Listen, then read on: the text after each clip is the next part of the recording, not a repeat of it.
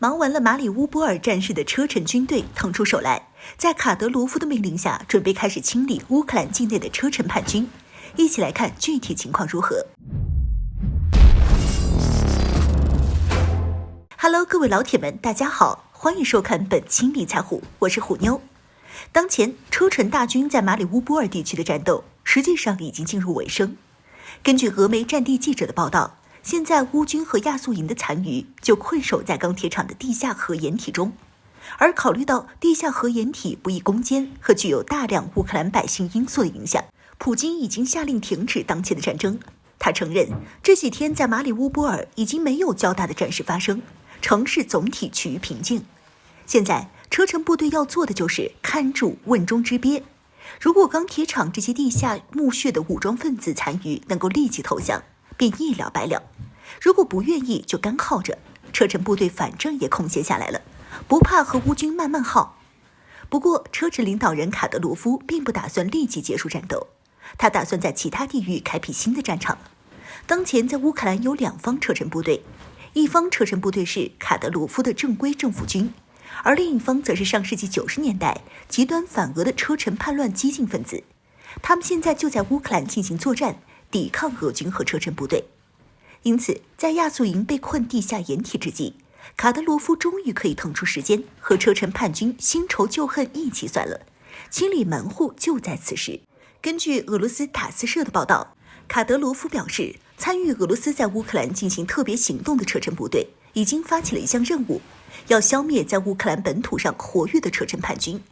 他在4月26号在社交媒体上公开悬赏，这次为了找到叛军，卡德罗夫史无前例地悬赏了100万美元，以获取车臣叛军动向下落的具体消息。这次车臣方面对叛军终于是来真格的了。此前悬赏亚速营头目也只不过是50万美元。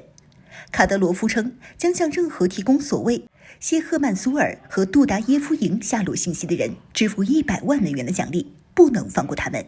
车臣部队必须消灭他们。据称，卡德罗夫要寻找的目标已经从基辅调到了东乌地区，这就使车臣部队清理门户更加方便。值得注意的是，卡德罗夫在讲话中透露了谢赫曼苏尔和杜达耶夫营这两个车臣的叛军组织，他们将是车臣部队的主要目标。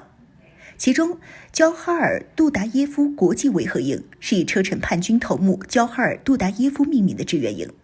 这个志愿营由车臣志愿者组成，其中的武装人员参加过第一、第二次车臣战争，是极端的反俄独立派。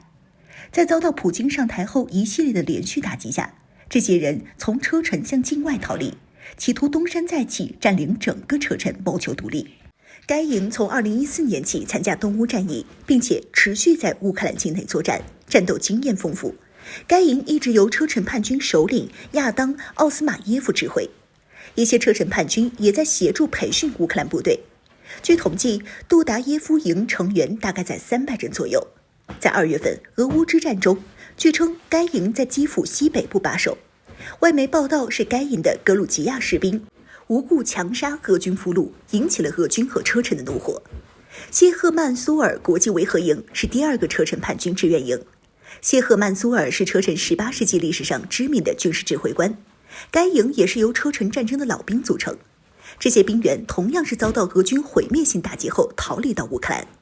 该营于2014年10月在丹麦成立，并得到了乌克兰当局的认可和支持。不过，该营的装备和人员没有杜达耶夫营成员强大。谢赫曼苏尔营只有100多人，远远称不上所谓营级的标准，充其量就是个步兵连，在顿巴斯地区长期作战。对于车臣领导人卡德罗夫而言，这些车臣叛军公然在境外上蹿下跳，为非作歹的行为已经隐忍很久。正好这一次他们就在乌克兰，而且正逢特别军事行动，也算是天赐良机。只要掌握了这些叛军的下落，卡德罗夫的正规军完全可以将其全部剿灭。要知道，卡德罗夫的精锐部队装备精良，人数超过1万，对付这些叛军自然是手到擒来。